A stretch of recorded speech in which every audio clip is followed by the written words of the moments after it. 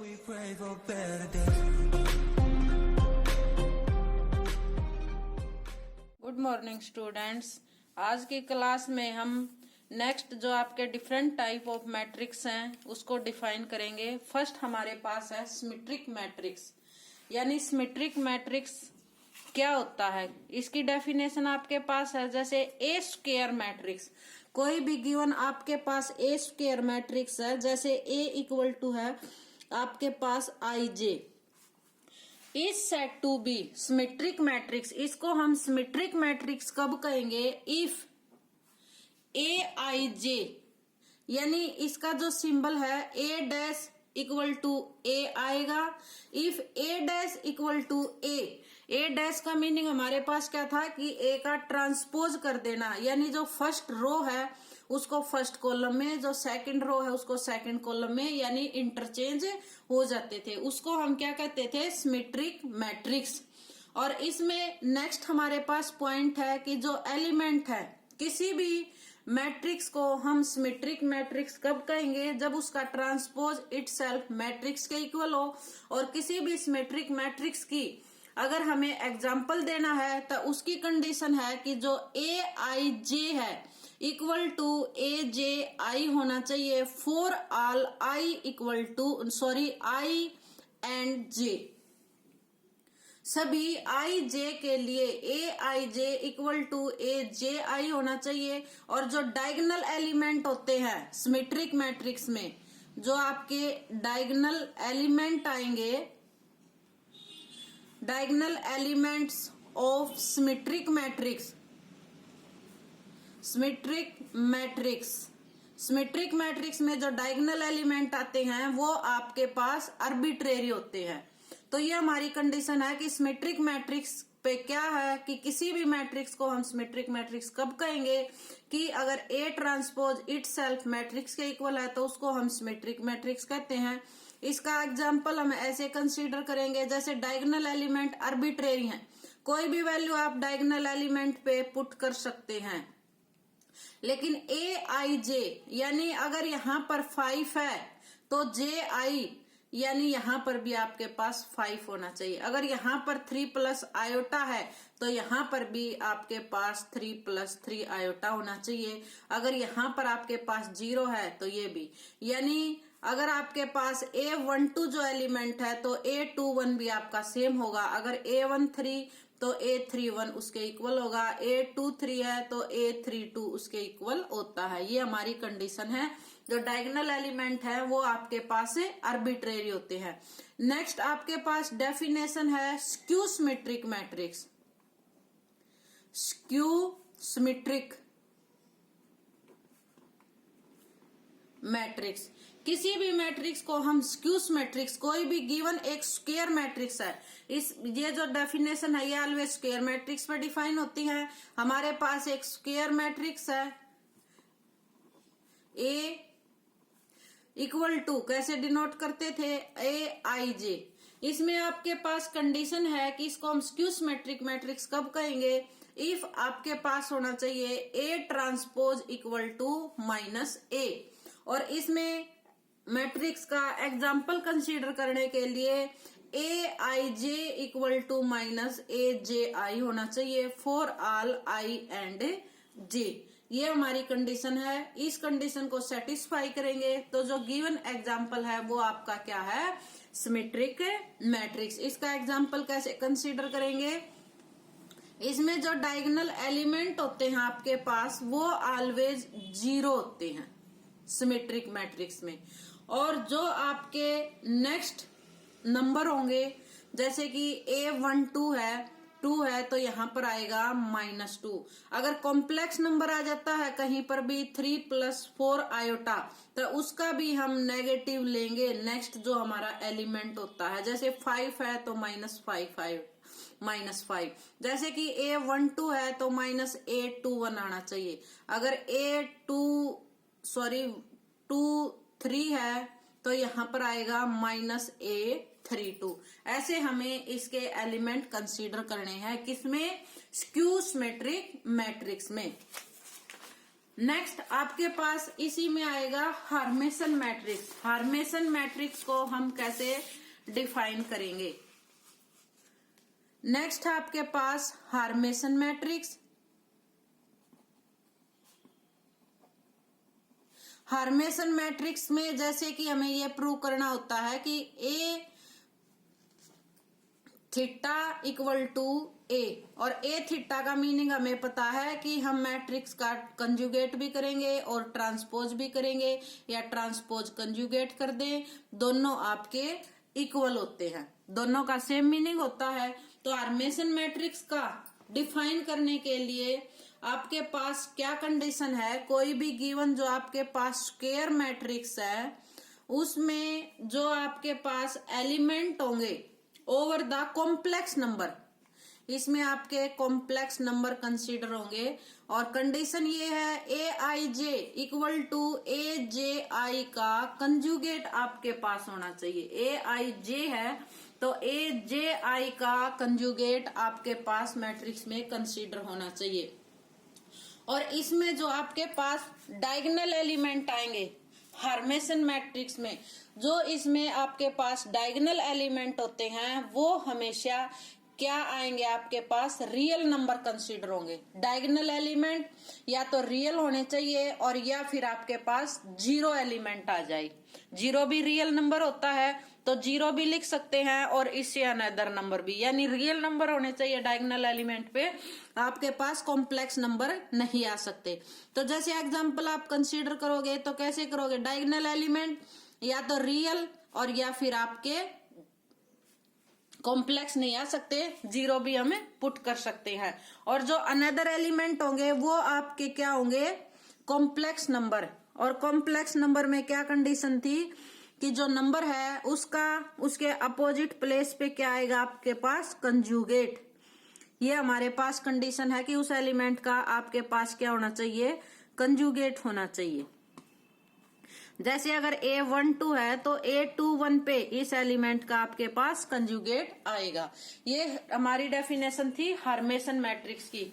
कोई भी given matrix है स्क्वायर मैट्रिक्स, कोई भी गिवन स्क्वायर मैट्रिक्स है, उसमें अगर हमें हर्मेसन मैट्रिक्स प्रूव करना है तो ए थीटा इक्वल टू ए होना चाहिए, और उसमें जो एलिमेंट आते हैं वो कॉम्प्लेक्स आते हैं, और जो डायगोनल एलिमेंट होते हैं, जो डायगोनल एलिमेंट आएंगे वो आपके रियल होने चाहिए। तो ये हमारी कंडीशन थी। अनदर एलिमेंट पर कंडीशन है कि ए I J equal to A J आई, यानी जो ये नंबर है इसके रेसिप्रोकल पे यानी इसके अपोजिट नंबर पे उस नंबर का आपके पास क्या होता है?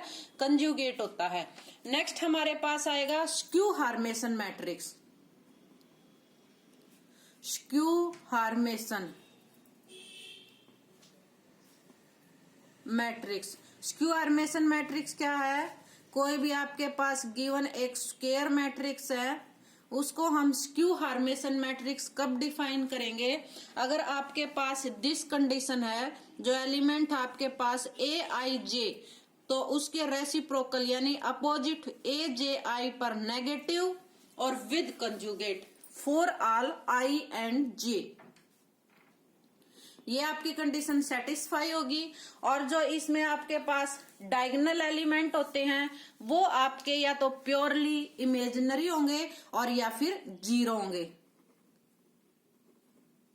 डायगोनल जो एलिमेंट आएंगे, डायगोनल एलिमेंट्स आर जीरो और प्योरली इमेजिनरी, ये कंडीशन है। और जो अनदर एलिमेंट है वे आपके आएंगे कॉम्प्लेक्स फॉर्म में। डायगोनल एलिमेंट पे आपके पास कंडीशन आएगी या तो जीरो होने चाहिए या फिर आपके पास प्योरली इमेजिनरी।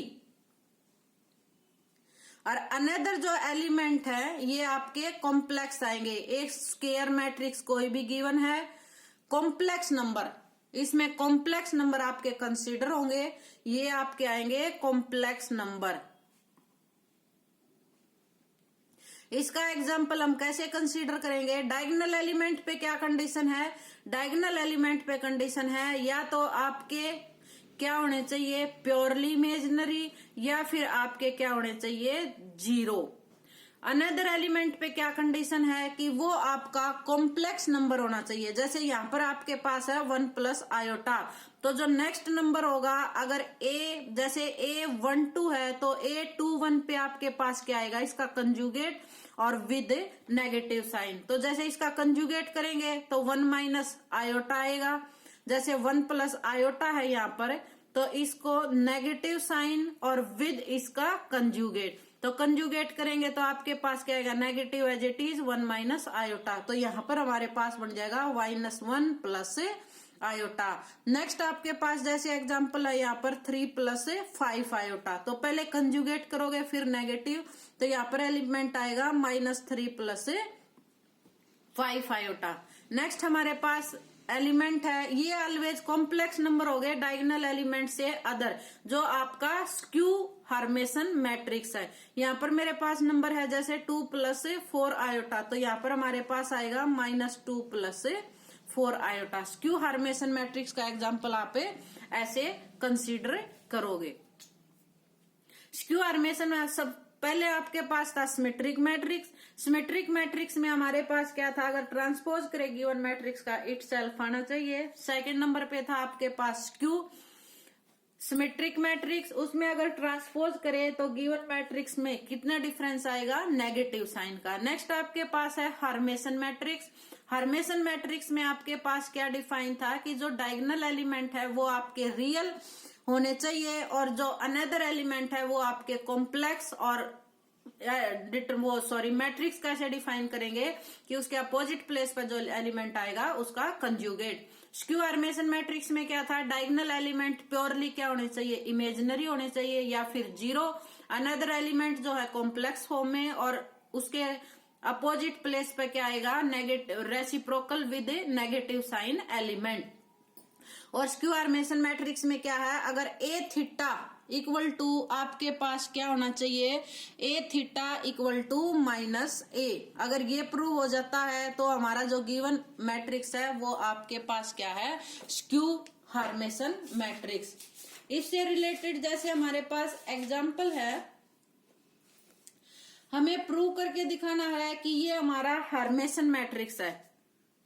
जैसे कि आपके पास एग्जाम्पल है equal to this, A equal to first आपके पास है 0 1 प्लस आयोटा, सेकंड है 2 3 प्लस 2 आयोटा, सेकंड रो में आपके पास 1 माइनस आयोटा 1 और माइनस आयोटा, और नेक्स्ट में आपके पास है जैसे 3 माइनस 2 आयोटा और 0। इसको मेरे को हार्मेसन प्रूव करना है।